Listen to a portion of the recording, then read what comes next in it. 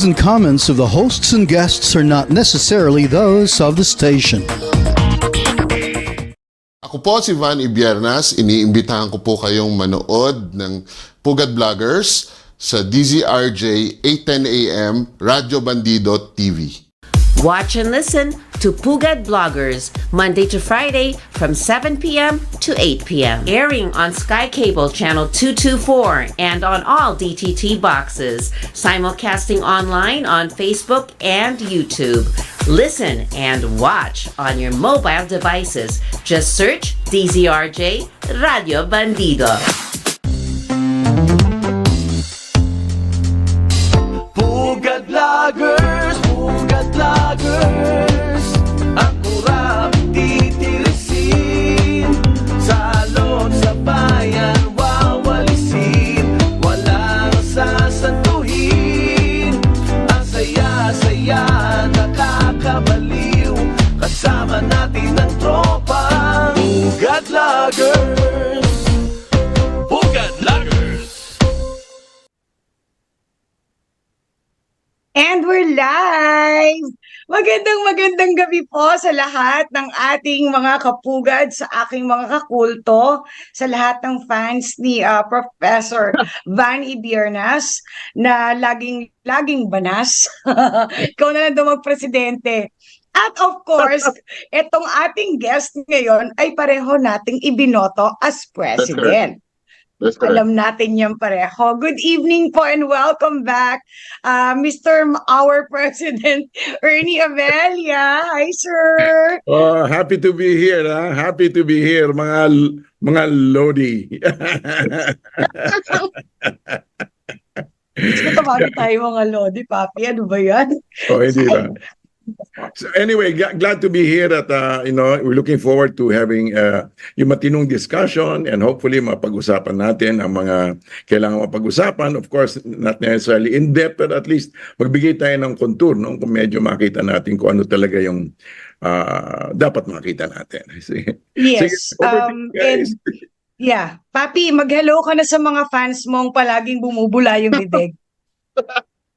Magandang gabi po sa lahat ng nanonood sa Pugad Vloggers ngayon. Good evening sa ating special guest, Sir 𝗕𝗹𝗲𝗲𝗍. Sabi nga ni Maricar, binoto kayo namin. Kayo binoto namin noong 2022 elections. I mean, I'm just one person, but I don't take elections lightly.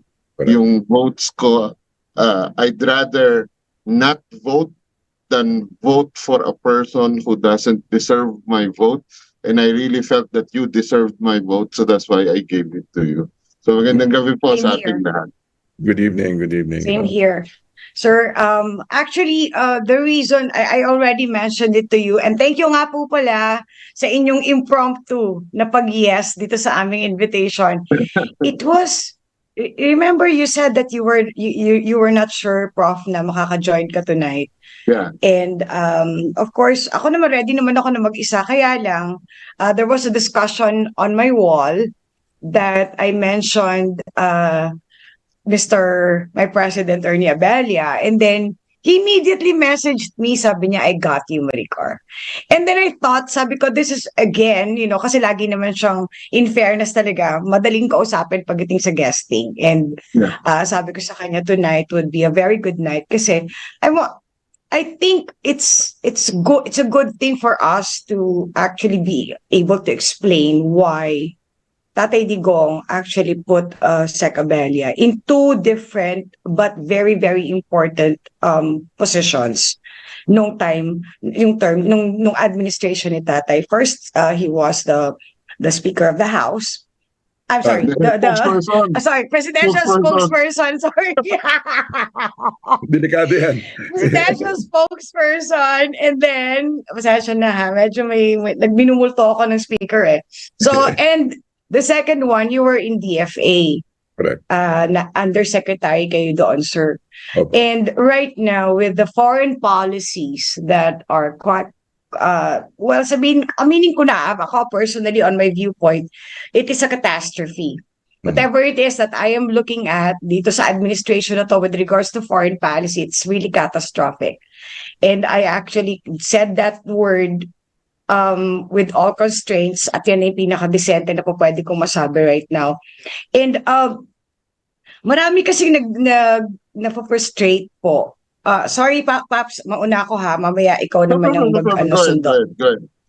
Ladies, Marami ladies. ang na-frustrate, Mr. Abella, na maraming promises ang administration na to of continuity that actually never transpired.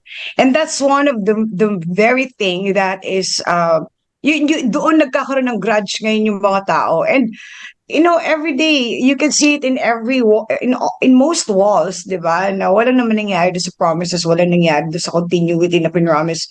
And one of the things that you can help us understand is if you were our president right now, which among the good things that Tatay Digong did for the country are you going to continue? As per your history with his administration. Right. Van, you want to add to that? Hindi ko ito muna. I'll just announce her afterwards. Siguro, setting aside whether I was president or not, president ngayon, ang masasabi ko siguro is there were certain things that were very key in the past administration, malinaw kasi, PRRD was known for his very, sabi nga ni Obama, colorful language. O yan, sige na, okay na, tanggapin na natin yung colorful language niya. Pero kung titingnan mo talaga, meron kasi siyang connect at meron siyang pananaw. Malinaw talaga yung pananaw niya eh. Like for example, people think na lang siya na basta bigla-bigla na lang out of nowhere may hinuhugot siya na gagawin natin ito, gagawin natin. Actually hindi. Actually, meron siyang paraan na mag-isip. He's rather, very rational actually siya. Whether he had the capacity to carry things out, he was pretty rational. Kasi, yung rationality was based on a historical understanding. Matindi si PRRD. Malalim ang kanyang hugot. You might not agree. You might not agree with his understanding, pero meron siyang pag-iintindi. At ang kanya kasi, tinitingnan niya kung saan nagmumula yung kalagayan ngayon na saan pinanggalingan dati. Hindi ba? May pinanggalingan yan eh. May hugot. So, kung meron siyang sinasabi ngayon at meron siyang kilos at meron siyang direksyon ngayon, meron kasi siyang pinanggagalingan na dapat makorek. Actually, siya yung tunay na rectify. Siya we need to correct something. No, we need to correct something. Ngayon, katulad nito, during the campaigns, I don't know if you remember, I'm sure you remember, pinag-uusapan yung Buddha-ho, yung massacre sa mga Muslim, nung minasakar yung mga Muslim. Of course, when you listen to him, it sounded as if he was just talking about the Muslims. Pero actually, he was talking about the Muslims as part of the Filipino nation. That's correct. Whether Muslim, Filipino yan. That's correct. Yung pinagpapatay ng mga Muslim, and there are about 200,000 to 700,000 na pinatay, especially doon sa Buddha-ho. Na ang sinasabi niya, ito ay gawain ng mga, ito bunga nung, how do you call it, the imperialist ambitions of the US dati-dati. Nung hindi pa sila na-settle kung anong gagawin nila. Kaya lang, naging talaga tayo, naging ang Pilipino, naging collateral damage habang nililinaw nila sa kanilang utak kung should we keep the Philippines, should we not? Until, what's his name, one of the presidents said, nangusap sa akin ng Diyos that we should keep the Philippines. Kaya lang, tandaan natin that as a democracy, they had competing interests, no? Yeah. Competing interests na, ayan, okay, having said that, ang talaga, ever since last century, the 20th century, ang foreign policy talaga ng Kano, biglang luminaw para sa kanila. Naging malinaw sa kanila. For example, gusto nilang, ang tinatawag nilang gusto nilang ilaganap ang tinatawag nilang liberal democracy. Yeah. Ang liberal democracy, gusto nilang tanggapin ng buong mundo. Okay? Tanggapin ng buong mundo yung liberal democracy kasi number one, it will merong mga prerequisites yan eh. Open yourself to free trade, whether you can afford it or not. You open yourself to free trade, and you know, to have an aside with Maricar, we're not that kind of girl. You know, we don't open to everybody. We shouldn't anyway. Pero open up to free trade, privatization. You know, yung privatization yan. Tsaka, there's a third one.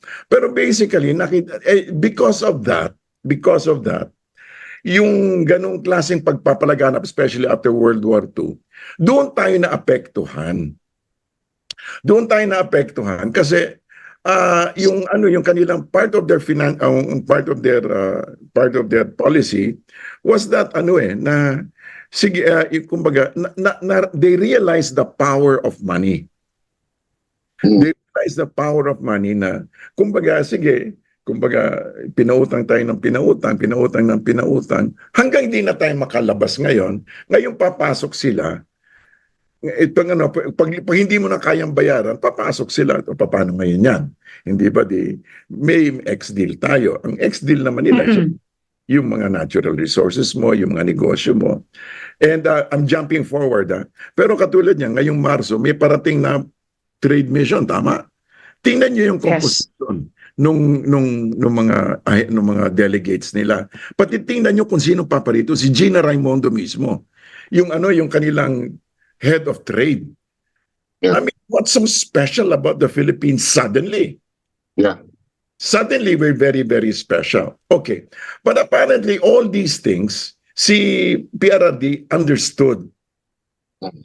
He understood. Kaya pagpunta namin when we went to Beijing on a state visit, bigla niya binagsak yung sabi niya, I declare that we are separating from the US. Okay. No, okay, sabihin natin, hindi Pino ang pagkasabi, hindi, okay, gulpi-gulat, lahat-lahat na. Pero meron kasi siyang gustong mangyari. Ngayon, siguro the perfect picture to capture yung position ni PRRD dati was yung cartoon na lumabas sa South China Morning Post. Na andun si PRRD between two boats, US at China, tapos tumutuloy doon sa lubid na ganun, balancing. Yun ang kanyang foreign policy, Maricar. Yeah. Yes. Huwag kang pumanig lang sa isa.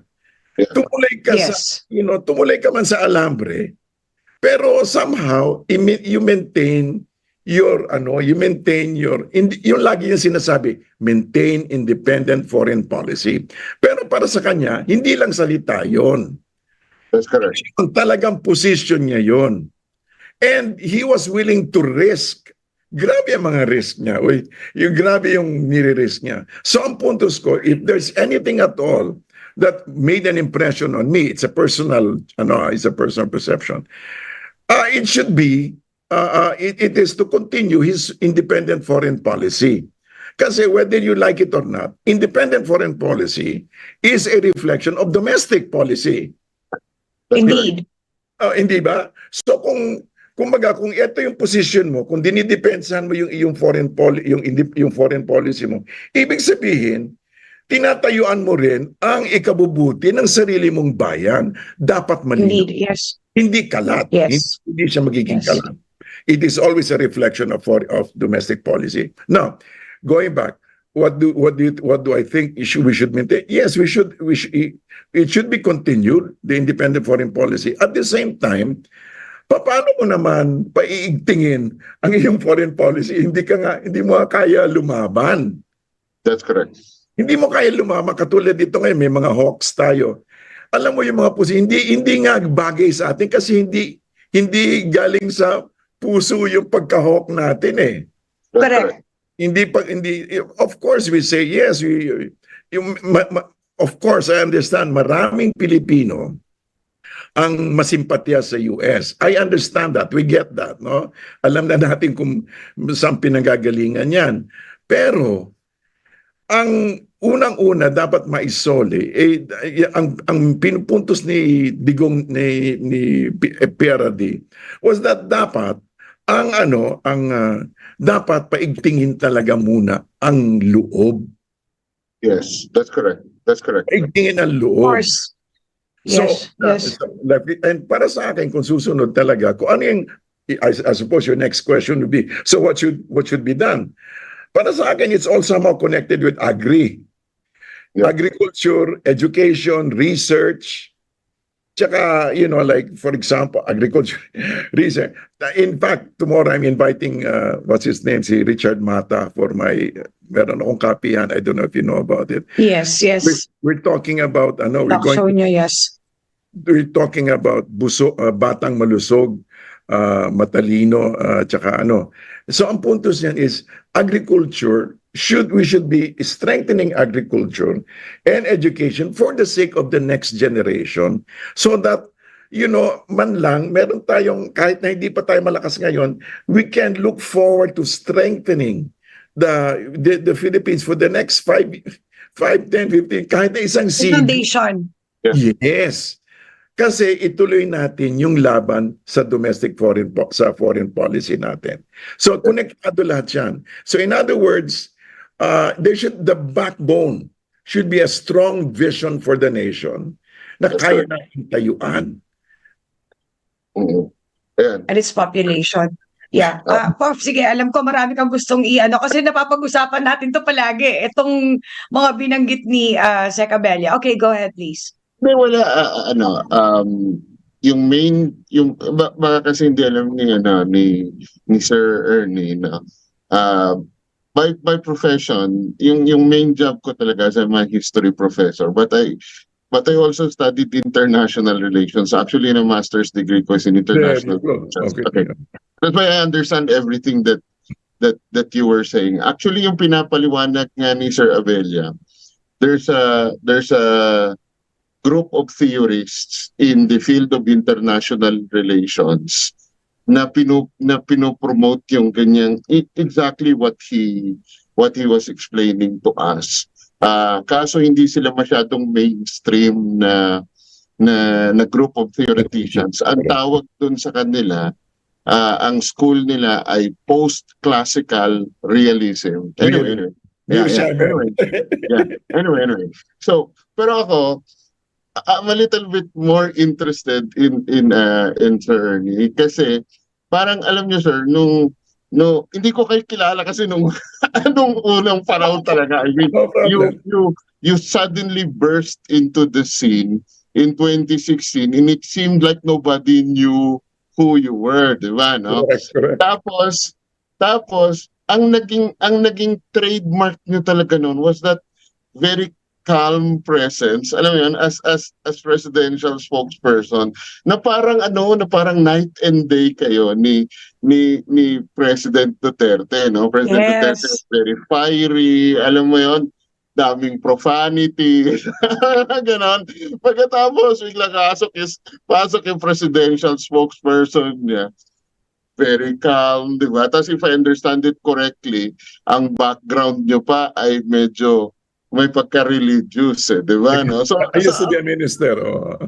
Parang feeling ko, wow, no? Ganda. Sinadya po ba yun? I mean, was that, more personal ito, no? Sinadya ba na pinili kayo ni President Duterte as the spokesperson?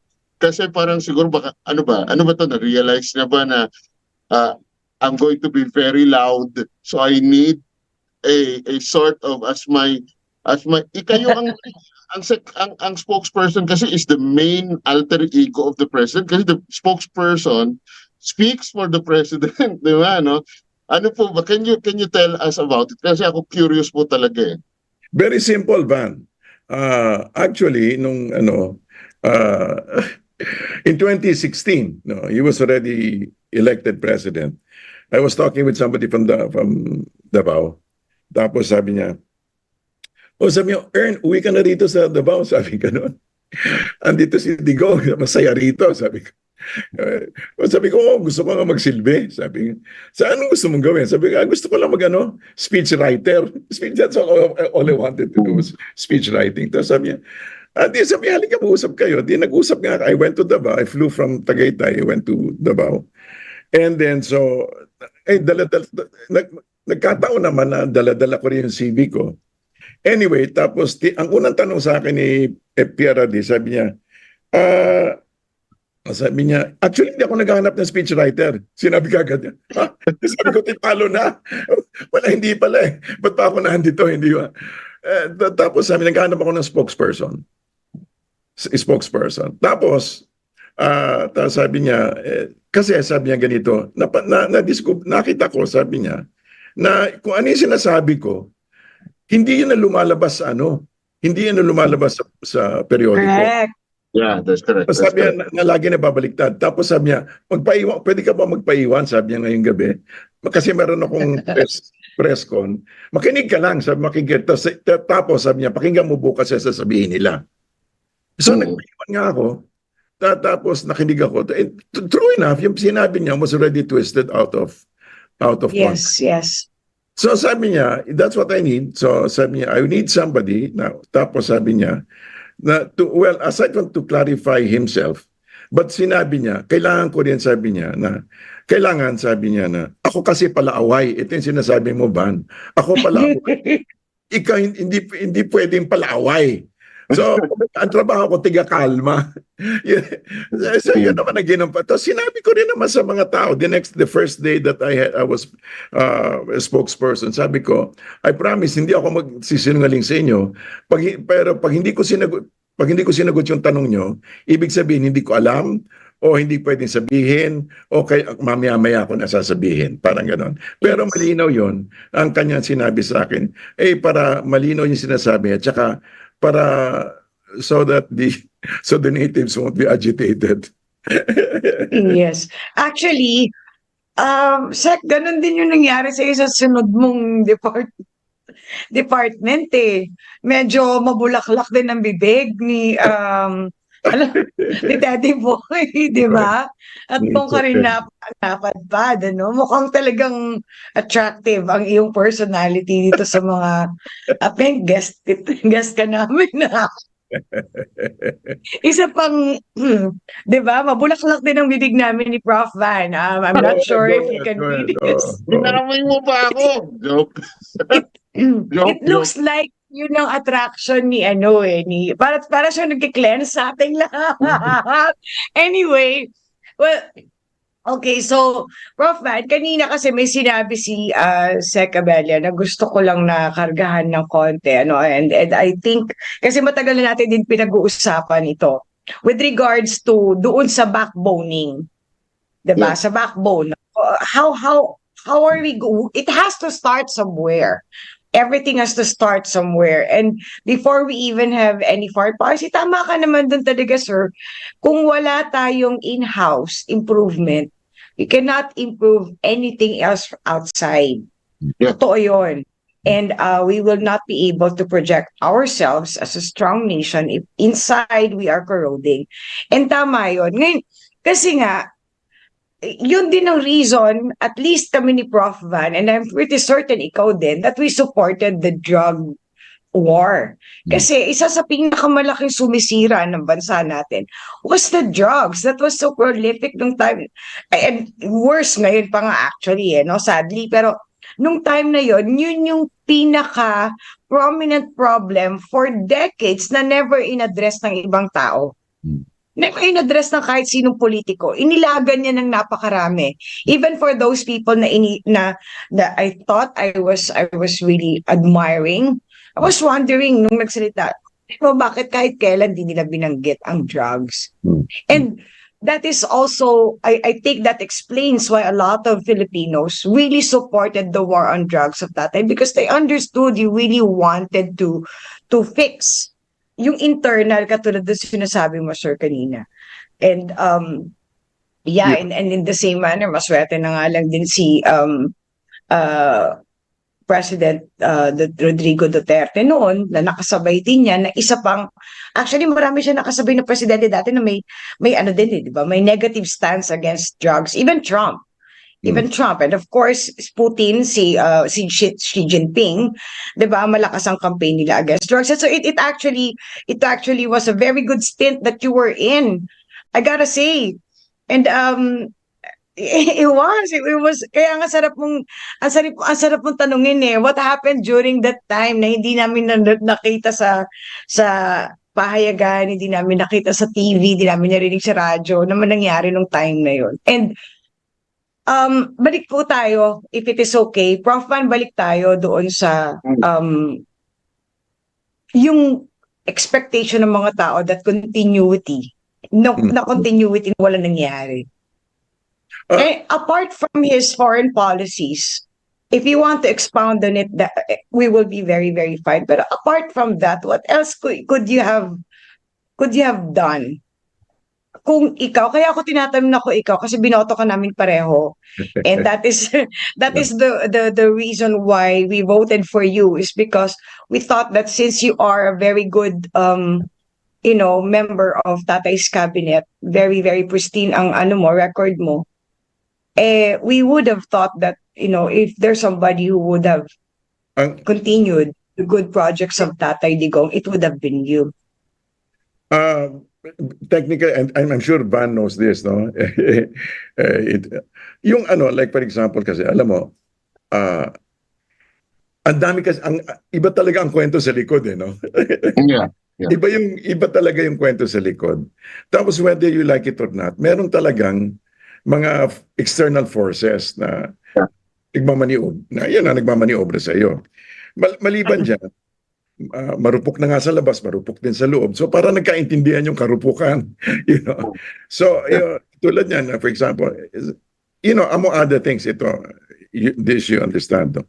Yung for example, corruption. Hindi masyadong kita sa labas yung corruption sa atin, di ba? Yung corruption kasi sa atin tago. Basically, pero marami naman nag-expose yung tinatawag nilang rentier. Yung the rent, yung patong, for example, yung gagawa ng pulisya na pabor sa sarili mo, pabor sa negosyo mo. That's correct. So nakatago lahat yun kasi puro legal, ang gagaling, puro lawyer nga tayo rito. Yes. Ang gagaling. So kumbaga malaki talaga malaki talaga yan. Pero isang nagustuhan kong ginawa ni PRRD, yung tinatawag na sample. Yeah, that's correct. Di ba? That's correct. Kunyari, gusto mo talaga, you want to send a message. Actually, nagkaroon na ng message tungkol sa drugs. Ang sana sunod-sunod, yung sample sa loob ng mga departamento. That's correct. And that can still be done. Sample lang talaga. We don't have to cover everything. Pero is talaga then something that you really drill down all the way down. That's correct. Ito mo, titino talaga yan. Kasi, tapos para, syempre, habang tinito niya, kumbaga, sabi nga nila, palitan natin struktura para magbabago rin yung kilos. Behavior follows structure. Parang ganon. So, ang ko is, sana tinuloy yung graft and yung anti-corruption. Yeah. Dapat tuloy-tuloy ang anti-corruption. Tapos, syempre, pangalawa, yung ano talaga kasi, makikita kasi mararamdaman kasi ng tao, hindi mararamdaman kung talagang pinapaboran mo kasi sila That's correct. Katulad nito may sabihin na, ito simple, matagal ko na pinag-uusapan ito, para akong lumang tugtugin talaga, sirang plaka talaga dito. Kung titignan mo kasi ang hunger map ng Pilipinas, ang Visayas sa Mindanao talaga, diyan talaga ang hunger.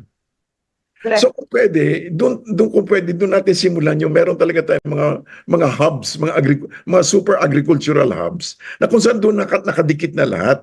Tapos mag-sample din tayo na it's possible na mga talaga isang lugar. Alam mo, katulad niya sa farm area, pwede. Yung makikita tayo sa kapatiran natin, paano lang natin doon. Tapos, it doesn't have to be it doesn't have to be ethnic Basta't lang, umunlad talagang pumasok, makakain ba ng gusto. Alam mo, isang nagawa ng China, can you imagine, they raised 700 million people out of poverty and hunger. Tayo 17 million lang eh. Actually, nakakatakot. Hindi nakakatakot kasi about a few years ago, 12 million lang yun. Tapos in a few years, naging 17 million. I don't know kung ilan na nakakaranas ng gutom. So kung pwede, sana gawing project talaga yan. Hindi lang yung mag-i-import tayo ng ganito, mag-i-import tayo. Yung kumbaga, pwede bang makakain yung tao natin? Ganun lang kasimple. Yun ang talaga mararamdaman. May pagkain, may bigas, may kung ano, yung may ulam, may ganito, may ganyan. Tsaka kung pwede, alam mo kasi, wala naman kasing hindi nadadala sa usapan eh. Yun ang katulad ng isda, no? Dapat buong Pilipinas talaga sagana sa isda. That's true. Pero hindi makipag-usap tayo.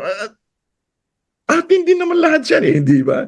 Ating lahat. Kumbaga, pwedeng kausapin eh. Hindi kasi kailangang idaan sa dahas. Ang nangyayari kasi, itong dapat matuto tayo. Na baka, anong tawag nito? Baka, ang kinatatakot ko, Van, and this I think you understand, ha? And also, of course, Maricar, na alam mo, baka dahan-dahan tayong we're sliding into a proxy war.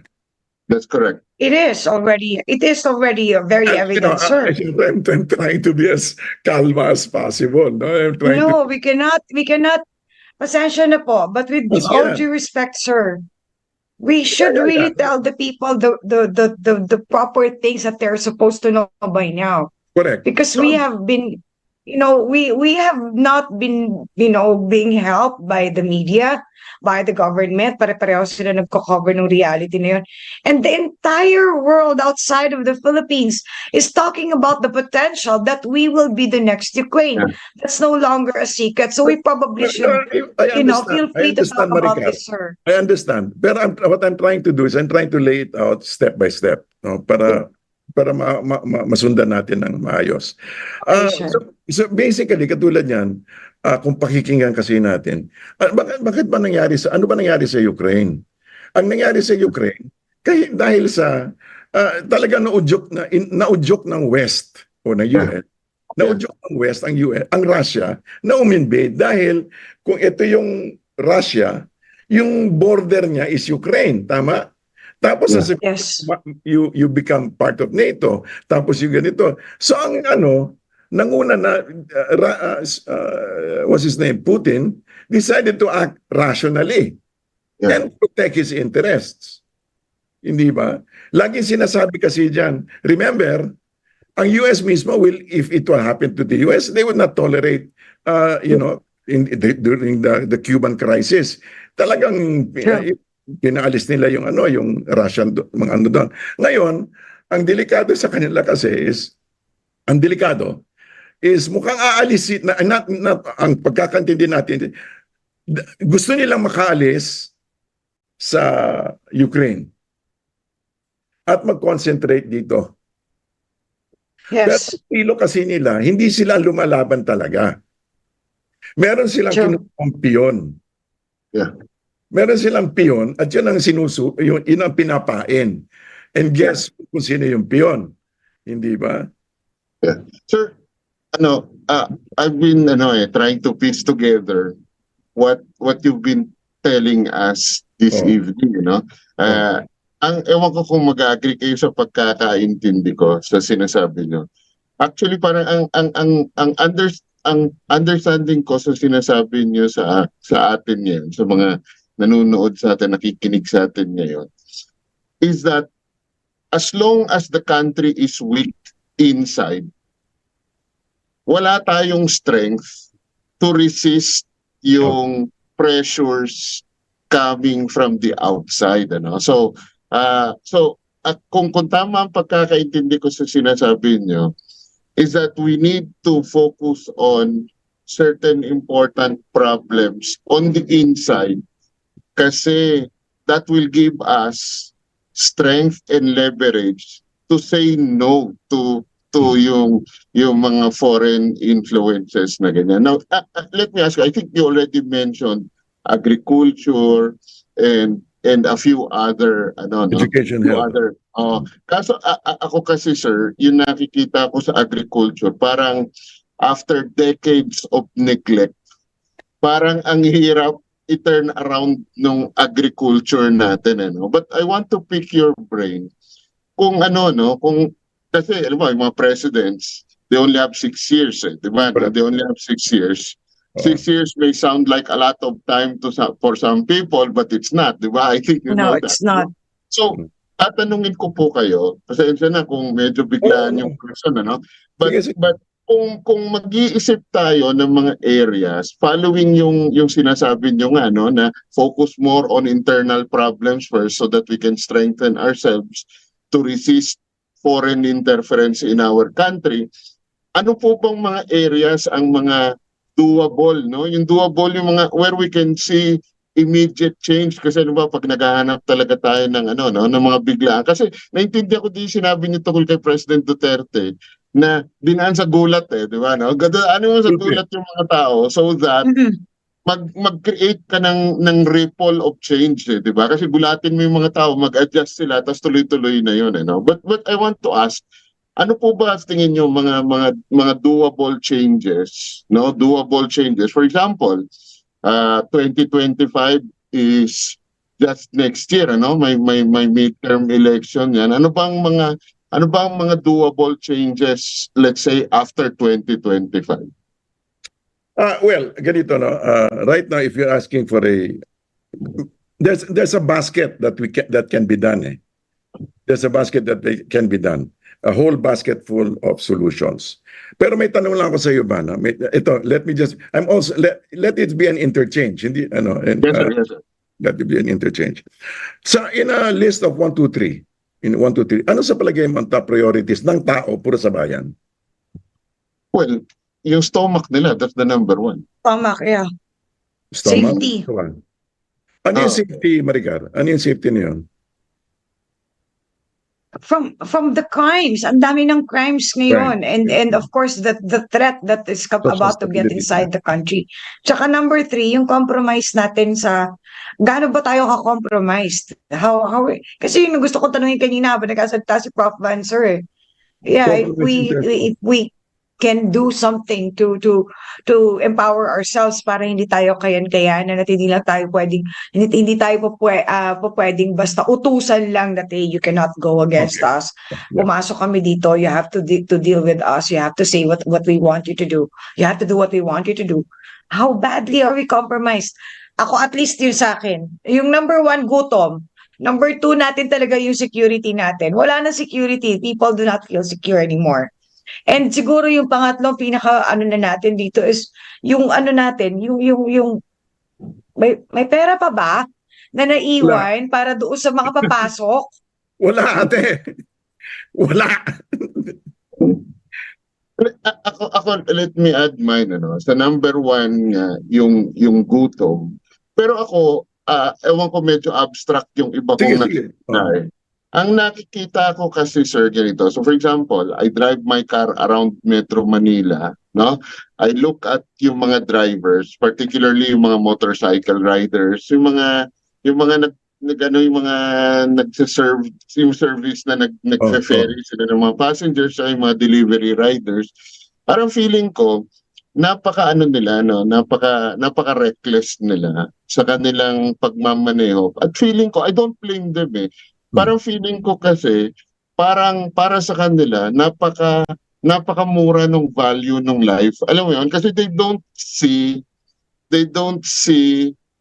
in the future, whether near future or long-term future, di nila nakikita na magbabago yung life nila, eh. Kasi ako alam mo yung mga educated, yung mga middle class, hindi magre-risk ng ganyan, eh. Kasi feeling nila, why would I risk my life for something na so fleeting na ganyan? I have a full life ahead of me, no? So parang ang gusto ko sabihin, parang ang daming mga Filipinos na parang nawalan ng pag-asa na magbabago yung ano nila, no? Na magbabago yung lot in life nila, no? And I think yung President Duterte gave them hope, eh, no? Gave them hope. So ako parang feeling ko yun, eh, yung gutom, yung sense of hope na yun. At yung number 3 ko, I think, connected din with number 2, yung trust in the government. Alam mo yan, yung trust in the government that alam mo kasi yung pag yung tao nagkakaganyan yan pag walang tiwala yan sa gobyerno niya na makaya siyang tulungan ng gobyerno na gumanda Similarly, yung Papi, yun nga yung mundo sinasabi ko dun sa niya. insecurity eh. Sa insecurity, kahit yung doon sa may duda ako kung may natira pa bang pera, that falls under that category. May trust ba ako sa gobyerno? Kasi mukhang wala nang nga naiwan, mukhang nabaon tayo lalo sa utang, at mukhang wala nang naiwan na ano tawag dito, uh, startup fund para kung sa mga sa paparating. And it looks like they Yeah. don't want anybody to get in. Walang Okay. papalit sa 2028. Mukhang sila pa rin. Mukhang ganun. So there goes again the trust against the sitting government. So doon umiikot. And FYI, it's the same. Kahit pa iba-iba siguro yung concern namin. Kaya nagkataon kasi yung insecurity, napakadaming branches eh. Kasi Sige. there is absolutely Simulan no natin, ha? trust We'll try to answer and that. no security coming from the public with the government right now. Pasensya na po kung heavy, masyadong loaded. No. We understand that. Siyempre, ang dami nating dala-dala. That's totally understandable. Opo. Okay. Pero actually, all of this is all of a piece. Yeah. Ano kasi, you have to understand, we have Yes. to understand na, ang tingin kasi natin sa sarili natin that we are an independent entity, no? Na para meron tayong talagang, kaya natin to. In a sense, yes. But actually, structurally, talagang pasok tayo sa yung kanilang global sa kanilang global supply chain. Kasama talaga tayo. We're just a simple cog. And whether you like it or not, Yes. we are in the scheme of things. In the scheme of things, the Philippines is only a provider of low-skilled, low-paid workers. First, yeah. Kaya ang education natin is dumbed down. Wala tayong critical thinking. Kaya patay ang agri para ang mga tao sa bukid ipapadala sa labas. Ganun lang kasimple yan. May pera bang papasok? Meron kasi papautangin tayo because ipiprint lang naman nila ang pera. Yeah. Ipiprint lang ang pera. Pero ang kapalit niyan, yung ating mga natural resources. Kasi number 4 tayo sa natural resources in the whole world eh. So ngayon, pag gusto pa nila ipapasok ngayon yung puro mga renewable energy. Siyempre, bagong drama yan. Kasi, medyo gasgas na yung kanilang fossil fuel. So ngayon, Correct. ngayon puro renewables. Yung puro renewable na yan, actually mas maggasto pa talaga. It's going to be Correct. as expensive as anything. Pero kasi provider kasi tayo, marami tayong raw mat. So ang mangyayari, kung may perang ipapasok to make it operational. Pati siguro pero kasama na dyan lahat na kahit sabihin mo, conspiracy theory, gusto nilang kumonti ang tao. Hindi ba? That's true. That's true. I've been hearing that in all avenues of So, media right now, sir, na So let talagang me- merong let me try to finish before I lose my Oh, train of- sorry. Okay na. Ang puntos ko dito, and going back, let's say, to tanong ni Van, katulad yung gutom, hope, and trust. Ang ano talaga, Van, I keep going back to a statement made by Joe Almonte, the former National Security Advisor National Security Advisor. of, what's his name, of FBR. Jen Ramos, Sabi niya, what we need is a confident national identity. that's correct. Alam mo, for example, bakit ba the only thing going for Ukraine right now is sila Ukrainian tayo, paglaban natin to. Sa palagay mo pagdating dito, ipaglalaban tayo ng mga kapwa natin. Pero alam mo kasi we don't see katulad precisely because of what you said, wala tayong pag-asa, wala tayong hope. So we would just welcome, pati masyadong nagawa tayong dependent. Yeah. Kulang tayo sa agency. Kaya tayo umelib bilib na bilib tayo kay Digong. Kasi si Digong, That's correct. pwersa. That's correct. Kaya dito, lagi sinasabi, tamad, kumbaga, wala tayong image of strength na That's nakukuha. correct. Walang image, kaya walang pag-asa. So, if we want to do something, and I think, if, like you said, 6 years lang, alam mo, ang inaano ko what I propose is that a group of like-minded patriots like you will make a national covenant na kahit na hindi pa mapapalitan, let's say, yung ating political structure, na yung susunod na tatakbo ay meron tayong ilalatag na pananaw para sa bayan at ang susunod na presidente, mangyari man kung sino siya, gagawin rin niya katulad ng ginawa nila sa Singapore. Hindi ba sa Singapore, hindi ang sabi nila, sige, si 𝗕𝗂𝗴𝗲 will become a senior advisor. Ikaw, like you, I'm also a dreamer. Kasi, kung idadaan pa natin, pero kung pwede magkaroon tayo ng pambansang usapan, pambansang tipan, that we could make a social contract. I know it sounds weird, pero alam mo, ang Pilipino, willing, basta't meron lang pananaw. Basta't willing sumugal. Isugal natin na gumawa tayo. Ang akin kasi, ang dami talagang problema sa gilid. Ang dami talagang problema sa gilid. Kaya lang, kung magkaisa tayo, alam mo, hindi sa pag-ano. Ang kailangan kasi talaga is a good leader and a good party. That's correct, sir. Well, ex-JP, hindi ba? Well, That's correct, sir. Sir, you need a good, aside from a leader with a vision, you need a party. You need a party with a platform. Yeah. Sir, if I may interrupt now, well, eto kasi history kasi ang aking background. Go ahead. And I agree with what you're saying, na national covenant, yung an agreement that generations of Filipinos will abide by, etc. Kaso ang problema historically, no? Again and again, no? Binibetray ng politicians ang Filipino people. I agree. That's the problem. Binibetray ng Filipino.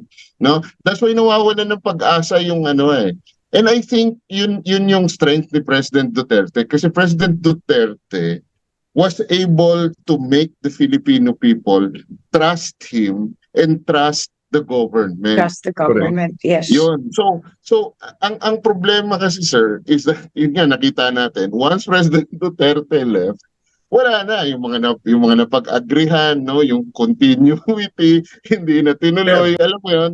Yun yung problem.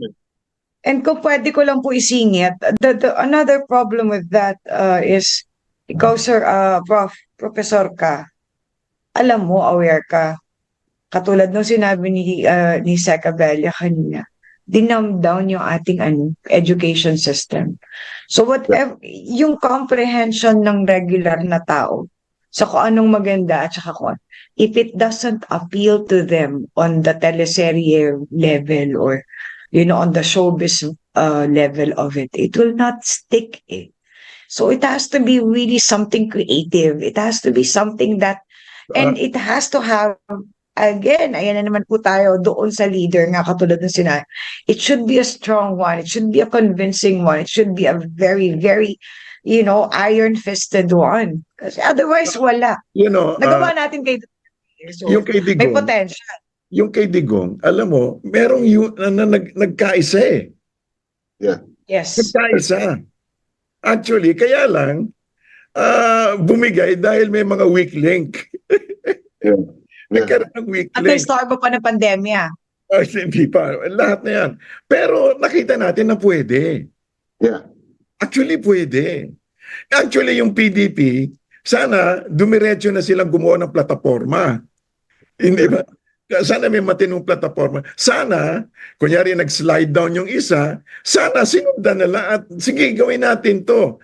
Kaso mo lang, ito yung sinasabi na, yung tanong ni Maricar kanina, are we compromised? Hindi mo kasi masasagot ko ano yung niluloob ng isang tao. Hindi mo masabi. Pero in terms of actual proseso, nangyari ate. Nanalo ka hindi ba? Nanalo yung nagkaroon ng unity. Kaya lang, nagkaroon ng bitak ba tawag yan? It broke, Yeah. It broke.